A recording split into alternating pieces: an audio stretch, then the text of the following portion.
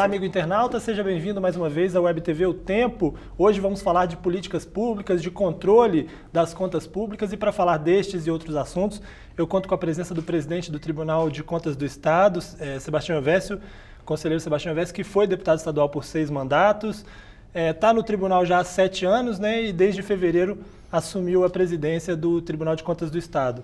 Conselheiro, muito obrigado pela presença e, antes de mais nada, eu queria que você explicasse para as pessoas o trabalho do TCE, né, as pessoas que não conhecem tão amplamente o trabalho do controle externo no Brasil e em Minas Gerais em especial. Pois não, Ricardo. Queria dizer também da minha alegria de poder estar aqui junto com os nossos acompanhantes do Sistema Web. E realmente é uma alegria muito grande o momento que o controle externo do Brasil vive.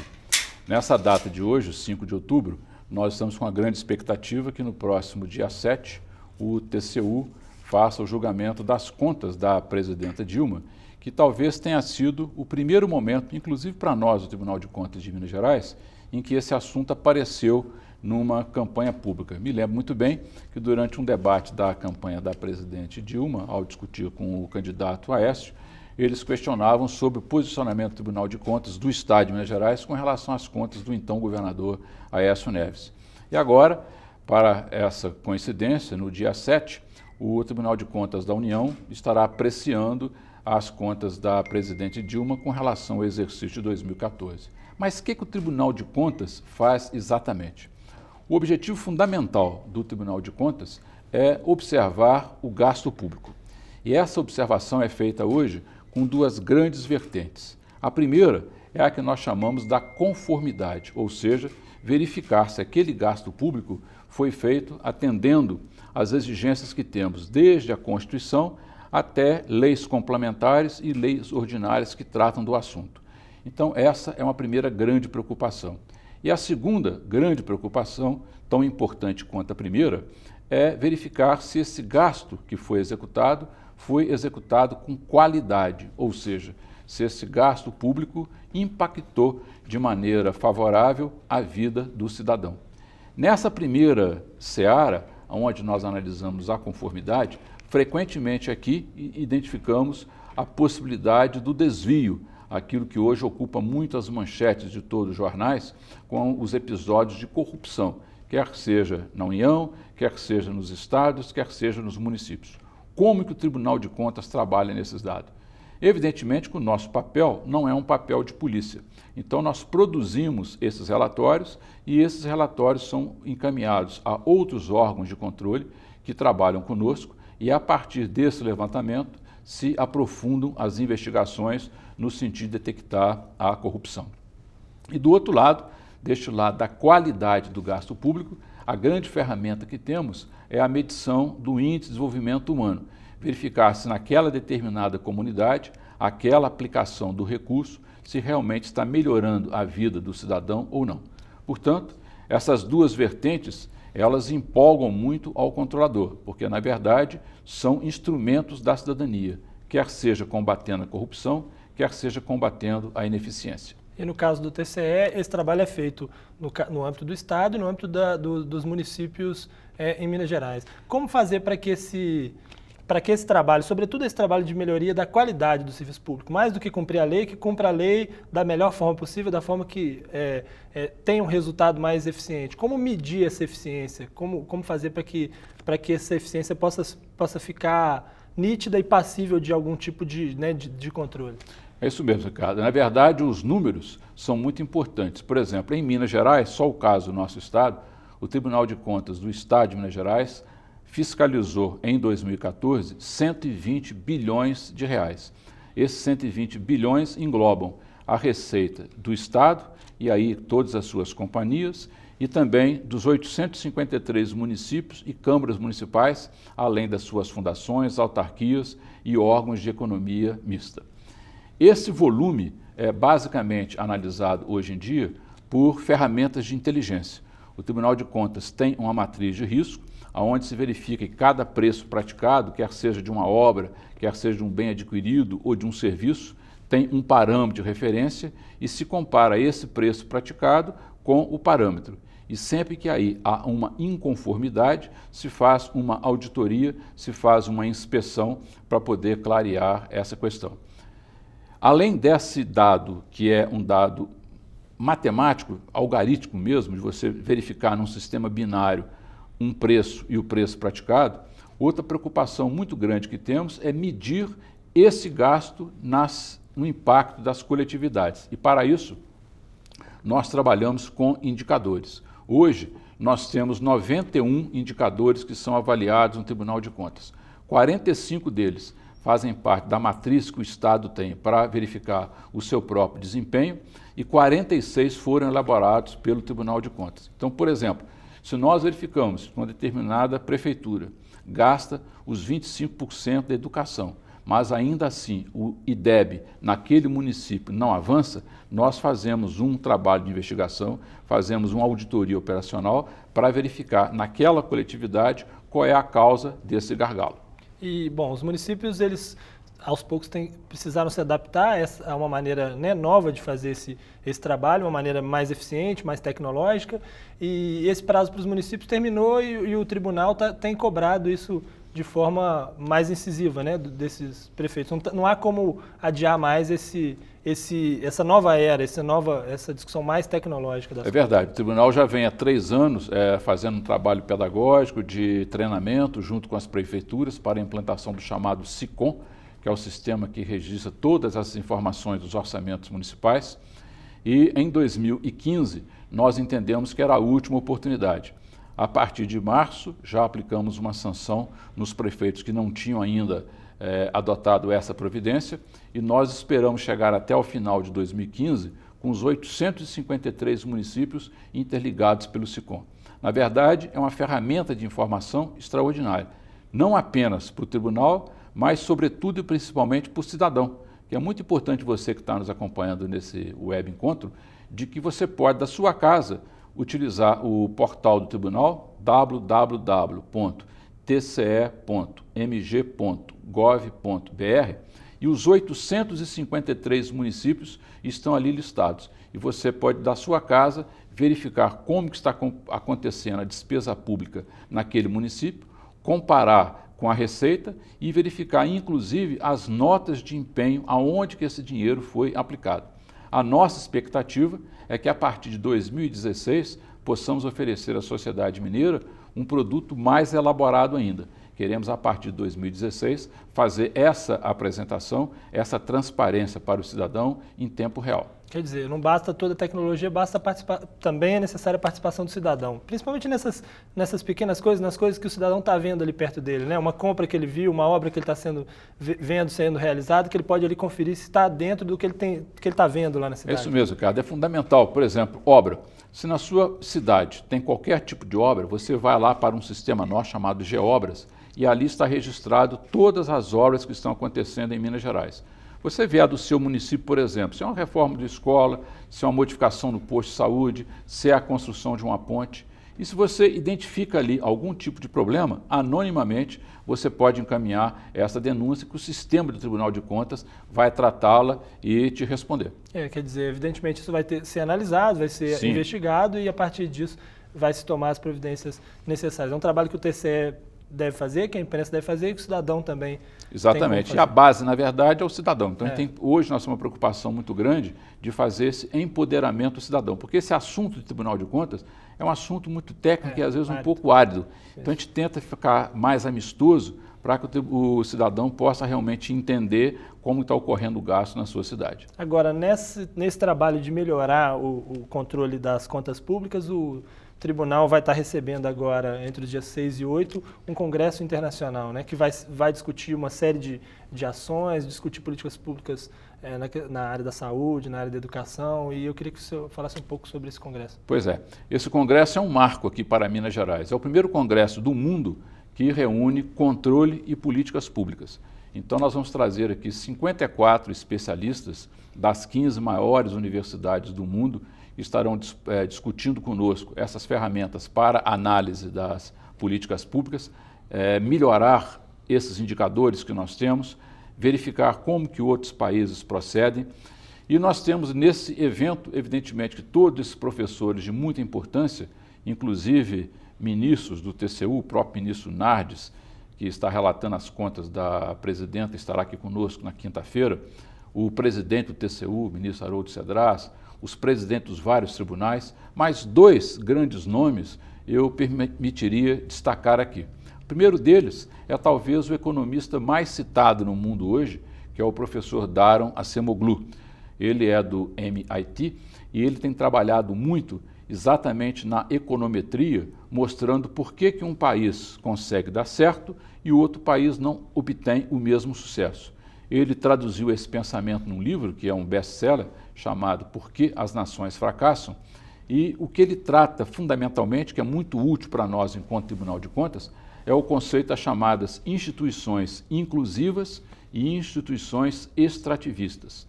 Os países democráticos, transparentes, que fazem das suas instituições um trabalho inclusivo, não para o seu corpo, não para a sua visão corporativa, mas sim para o seu cidadão, é o grande diferencial em relação àqueles países que não têm tanta transparência, que são mais fechados nas informações dos gastos públicos e cujas instituições, que ele identifica como extrativistas, são instituições que procuram mais se beneficiar da riqueza do país, em vez de beneficiar a riqueza das pessoas, a riqueza do cidadão que formam aquele país. Agora, um dos temas que vai estar sendo discutido no Congresso é a questão da saúde, e nesse tema específico de saúde, uma coisa que o senhor fala muito, trata muito, é da questão da judicialização da saúde, né? Como um problema na medida em que ele impede um planejamento maior das ações de saúde, já que grande parte dos recursos que deveriam estar sendo investidos de forma num guarda-chuva para todos, acaba sendo destinados a ações judiciais, né?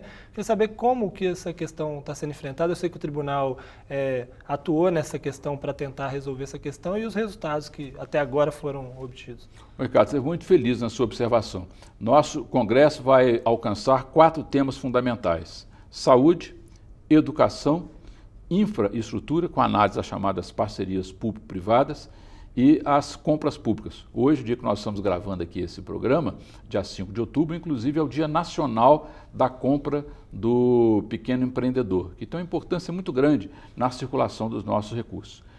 Na questão da saúde, o item judicialização é um exemplo concreto, e lá no nosso Congresso estarão presentes a desembargadora Vanessa Verdulin, que liderou dentro do Tribunal de Justiça esse trabalho, juntamente com o desembargador Renato Dresch, e também os membros do Ministério Público, um destaque muito especial do Dr. Gilmar de Assis, o Tribunal de Contas, a Defensoria Pública, enfim, todos os órgãos se integraram para fazer o enfrentamento desse problema, porque em menos de 4 anos, de 2009 para 2013, esses gastos saltaram de cerca de 34 milhões para cerca de 330 milhões de reais, se tornando o 6º programa que mais gastava dinheiro em Minas Gerais. Com esse trabalho integrado, em que o Tribunal de Contas procurou verificar quais eram os médicos envolvidos nessa judicialização, quais eram os escritórios de advocacia que encaminhavam as petições, o Tribunal de Justiça procurando colocar os juízes para entenderem, através das nossas técnicas, o fundamento daquele pedido, nós conseguimos um avanço excepcional em 2014. Foi o primeiro ano que essa curva de gastos com a judicialização regrediu, e regrediu em mais de 100 milhões de reais, o que mostra que esse trabalho integrado, conforme você muito bem disse, colocando a política pública para todos como uma posição de destaque e não o atendimento pontual, pode ser muito eficaz. Nós estamos trabalhando, já temos um levantamento preliminar para 2015, em que esse gasto continua também decrescendo, como comparado com o semestre de 2014, o que nos leva a crer que o caminho a ser enfrentado nessa questão da judicialização é esse plano piloto feito aqui em Minas. Uma articulação entre as instituições, uma parceria entre todas as pessoas para que esses 2 princípios da Constituição possam ser respeitados. A dignidade humana, para evidentemente, quando o sistema público falhar, ele poder recorrer à judicialização, mas, ao mesmo tempo, uma política pública que seja prioritária em relação a esse atendimento individualizado. Agora, antes daqui da entrevista, a gente estava conversando sobre um tema que preocupa muito no âmbito do serviço público, que é a questão da Previdência, né? A Previdência virou uma grande fonte de rombo aí para todos os lados, né? E nas prefeituras não é muito diferente, né, do que a gente vê no nível nacional, né? É verdade. Hoje nós temos as informações através de trabalhos feitos pelo TCU, e até quero dizer aqui no seu programa que nós faremos agora uma auditoria coordenada. Eu falo auditoria coordenada, uma auditoria que vai acontecer no Brasil inteiro com a mesma matriz, participando desde o TCU, os TCEs e tribunais de contas de municípios, para estudarmos profundamente a questão da Previdência. Eu tenho no meu sentir que o maior problema da administração pública brasileira é a questão previdenciária. Nós temos muitas carreiras que não há uma contribuição atuarial razoável para o seu financiamento, necessitando que se traga recursos do Tesouro da União, do Tesouro dos Estados, do Tesouro dos municípios para socorrê-lo. E o mais grave, nós temos cerca de 290 regimes próprios de previdência dos municípios em Minas Gerais. Nós podemos certamente encontrar entre esses muitos municípios que não têm saúde financeira para honrar a aposentadoria desses servidores. E isso é dramático, porque com a nova legislação não há mais a possibilidade do socorro da União. Então, é uma responsabilidade muito grande por esses gestores dos fundos de previdência e nossa também dos tribunais de contas, para que esse ativo previdenciário possa estar à disposição do cidadão a hora que ele for se aposentar e fazer jus à sua aposentadoria. Ou seja, daqui a alguns anos, quem estiver aposentando no serviço público aí de algumas prefeituras pode ali não ter o recurso disponível para seguir sua vida após a aposentadoria. Essa é a preocupação, de garantir que o cofre esteja cheio naquele momento. Na hora Exatamente. Hoje nós já temos informações em cerca de 18 municípios que nesses próximos 5 anos já tem a fragilidade para esse atendimento. E até 2024, quase uma centena de municípios têm essa dificuldade. Então, é preciso se refazer a contribuição atuarial e, o mais importante do que isso, fazer uma fiscalização muito rigorosa na aplicação desses ativos, porque se realmente esses ativos não forem protegidos, infelizmente esses beneficiários não vão se beneficiar da aposentadoria na hora que eles têm expectativa para tal. Agora, a gente vive um momento de crise, né? O país vive um momento de crise econômica, com a queda da arrecadação. Isso tem impactado o cofre de todo mundo, dos entes todos, né? Em todos os níveis. Nesse âmbito, no nível municipal, né, as prefeituras com dificuldades para fechar suas contas, o tribunal tem como, de alguma maneira, flexibilizar, fazer algo que possa garantir que essas prefeituras não sejam penalizadas e consigam cumprir suas obrigações? Olha, eu acho que o tribunal tem que entender essas realidades. Hoje o tribunal tem feito um trabalho de alerta, monitorando, e o que se espera, porque a lei complementar ela é muito clara naquela providência que o gestor tem de tomar quando nós atingimos o chamado regime prudencial. Então, o que nós estamos percebendo é que toda vez que há o primeiro alerta, as prefeituras já têm respondido. E a gente tem uma expectativa muito boa de que nós possamos terminar esse ano sem termos prefeituras mineiras que façam a incorreção nesse gasto, principalmente com relação à despesa com pessoal acima do índice permitido. Mesma coisa com relação ao índice de saúde e ao índice da educação. Evidentemente que toda essa conjuntura ela vai ser analisada depois caso a caso, porque muitas vezes pode ser que um gestor, apesar de fazer todas as providências necessárias, a sua prefeitura não tenha ainda atingido esses níveis. Não posso adiantar aqui qual será o pensamento do colegiado, mas entendo eu particularmente de que deve-se ter uma realidade para enfrentar esse momento de crise, mesmo porque essa crise de hoje ela não começa agora, está muito claro para nós que ela em Minas Gerais inicia em 2009 e vem se agravando ao longo desses últimos anos, exatamente por uma característica nossa de Minas Gerais, de ser um país muito exportador de matéria-prima e com a vigência da Lei Candir, nós temos perdido aí recursos muito importantes. Pode ser que agora, com esses ajustes que o governo estadual está fazendo e até com uma possível melhoria da economia no ano de 2016, que nós tenhamos ali uma possibilidade de reação. Porque o Brasil tem um dado muito forte, muito positivo nesse sentido, que é a fortaleza do seu mercado interno. Isso nós tivemos com essa desvalorização que o dólar acompanhou. Uma melhoria das nossas exportações, pode ser que nós possamos aí ter uma travessia que a partir de 2016 já sinaliza uma melhoria da nossa economia. Agora até lá todo mundo está apertando os cintos, o próprio tribunal também teve que apertar os cintos, né? Porque os recursos também minguaram, né? Exatamente, essa é uma situação que é importante que todos nós entendamos, quer dizer, na verdade, quando o governo do estado faz o seu ajuste, todos os nossos órgãos, os poderes, né? Poder Judiciário, Poder Legislativo, Poder Executivo e os órgãos independentes, Defensoria Pública, Ministério Público, Tribunal de Contas, todos nós temos de fazer também um caminho no sentido desse ajuste. E muitas vezes, exatamente para tornar as contas viáveis, para que possamos ter um encerramento viável, o gestor tem de tomar algumas atitudes que são aparentemente antipáticas, mas que na verdade são absolutamente realistas. Por exemplo, não se pode expandir ainda mais a folha de pagamento no momento em que a receita corrente líquida retrai. Você não pode fazer novas contratações, você tem que fazer uma revisão dos contratos que estão em vigor para verificar ali se você pode diminuir alguma coisa importante no custeio da máquina pública, porque não é razoável simplesmente aumentar imposto. Muitas vezes esse aumento é necessário no momento de travessia, mas também temos de aprender a praticar a contenção dos gastos públicos para o equilíbrio dessas contas públicas. Agora, uma última questão relacionada ao âmbito nacional, essa discussão toda, né, que a gente começou falando disso, da discussão em respeito às contas da presidente Dilma no TCU. Como é que o senhor está vendo essa discussão do controle? Né, as pessoas estão lendo isso mais no jornal, há uma discussão sobre o que se falou, começou a chamar de pedalada, né, que seria os bancos públicos estarem ajudando o governo a fechar suas contas no final dos períodos e ficando ali algum tempo devendo ali aqueles bancos para poder fazer os programas, garantir os programas sociais. E toda essa discussão tem vários aspectos, tem um aspecto técnico, tem um aspecto político, que é uma pressão muito grande que se tem sobre o TCU e sobre o Congresso, que é quem vai dar a palavra depois também sobre a questão das contas. Como é que o senhor está vendo essa discussão toda e o caminho que ela tomou? Olha, eu acho muito saudável, porque para mim não tem coisa mais importante para a humanidade do que a democracia. E a democracia, ela é fundamentalmente feita de obediência a princípios e de transparência. Então, acho muito salutar que a sociedade como um todo possa entender um pouco desse assunto que até então não vinha nem para as campanhas políticas e nem para a própria agenda política, que é a efetividade de uma conta pública.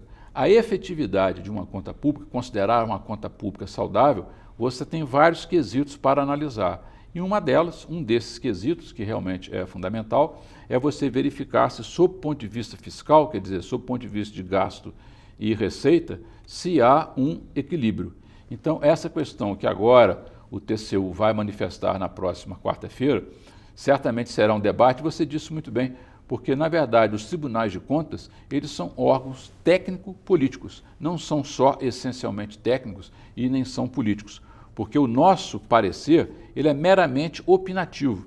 Nós partimos de uma realidade, procuramos interpretar essa realidade orçamentária, elaboramos um informe, que é chamado de parecer, e esse parecer pode ter apenas 3 apresentações. Ou eu aprovo as contas, eu aprovo e faço alguma ressalva, ou seja, aprovo e digo o seguinte, dessa vez eu vou aceitar essa inconformidade, mas daqui para frente ela não pode ocorrer. Ou a terceira opção, eu rejeito as contas, eu entendo que esse dano é tão importante que macula as contas por inteiro. Então há, de todos nós, uma expectativa muito grande de como que o TCU vai decidir essa questão. Uma vez decidido, esse material, esse informe, esse parecer é encaminhado para o Congresso Nacional. E o Congresso Nacional, que é o detentor do controle externo, através da manifestação dos seus parlamentares, vai dizer se aprova ou não aquele parecer vindo do TCU. Então, acho muito interessante, porque esse modelo é o mesmo que acontece nas assembleias legislativas e nas câmaras municipais. Então, você que está na sua cidade também tem a mesma oportunidade de acompanhar esse parecer que o tribunal emite com relação ao vereador. Porque também um vereador de uma Câmara Municipal, ele tem a possibilidade de alterar um parecer que o tribunal tenha emitido a favor da aprovação ou a favor da rejeição de uma conta municipal. Então, acho um momento de fortalecimento da democracia. Como também tenho absoluta certeza que com todo esse enfrentamento da corrupção, toda essa questão que a mídia tem trazido com muita propriedade à cena da família brasileira, embora triste, é um momento em que nós vamos sair fortalecidos. porque pela primeira vez o que nós verificamos é que esse enfrentamento não fica reduzido a ambientes menores da administração brasileira. Ela envolve pessoas importantes em todos os cenários, tanto na vida pública quanto na vida privada. Parece que até o próprio governo percebendo isso, já às vezes toma atitudes já para que no futuro não repita isso, né? O próprio decreto agora que trata da questão das pedaladas, né? A pressão faz com que o próprio governo leve a questão um pouco mais a sério, né? Não tem dúvida. Por exemplo, você tocou num assunto que é realmente muito importante para nós. Algumas leis muito recentes aprovadas no Brasil, como a lei, por exemplo, da leniência, já está sendo aplicada agora e só foi possível, tanto na questão da delação, como agora esses acordos que a CGU procura fazer para honrar o patrimônio da União com relação a esses danos que ele consegue identificar, são peças importantes e modernas nesse equilíbrio. Então, eu tenho assim, absoluta convicção, e nós temos vivenciado isso no Tribunal de Contas do Estado também, que essa questão do dano ao erário, cada pessoa, antes de agir dessa maneira, vai agora pensar 10 vezes. Aquela situação que se imaginava que alguém estava longe do alcance do controle, tem mostrado que não é verdade. Bom, e aí fica aí essa mensagem, então, para que o cidadão possa fazer sua parte, estar sempre cobrando e ajudando os órgãos de controle a fazer o seu trabalho. É um tema que não se esgota, mas a gente conseguiu aqui tratar de alguns desses pontos. Eu agradeço a presença do senhor aqui, boa sorte lá no Congresso e no trabalho no TCE. Eu agradeço muito essa oportunidade, Ricardo, e vou apenas aqui fazer uma correção. No início da minha fala, eu disse que nós tínhamos 2 grandes nomes do Congresso, falei sobre o professor Acemoglu. Tem outra figura maravilhosa, considerada hoje um dos 25 maiores filósofos do mundo pelo L'Observateur, que é o professor Daniel Inirarati, que é da Universidade de Sorbonne, que vai vir falar para nós sobre os inimigos do futuro. E ele mostra exatamente isso. Se você não zela hoje por uma visão adequada do futuro, se você pratica um presentismo exagerado, você pode estar levando a sua instituição, o seu país, a sua nação a um insucesso irrecuperável. Muito obrigado pela presença do senhor e a você também que nos assiste. Um abraço e até mais.